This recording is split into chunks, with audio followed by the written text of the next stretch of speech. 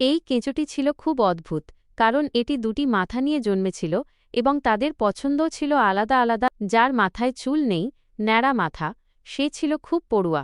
সে বই পড়তে এবং প্রতিদিন গোসল করতে পছন্দ করত। অন্যদিকে টুপি পরা মাথাটি গান শুনতে এবং পানিতে আরাম করতে ভালোবাসত। রাতে কম্বল নিয়ে তাদের মধ্যে সবসময় ঝগড়া হতো। একদিন ন্যাড়া মাথাওয়ালা কেঁচোর ওপর একটি আপেল পড়ে এবং সে অজ্ঞান হয়ে যায়।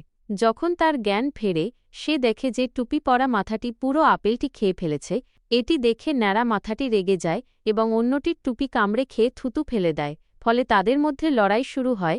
তারা একে অপরের ওপর এতটাই বিরক্ত হয়ে গিয়েছিল যে তাদের মধ্যে টানাটানি শুরু হয় এবং একসময় তারা আলাদা হয়ে যায়।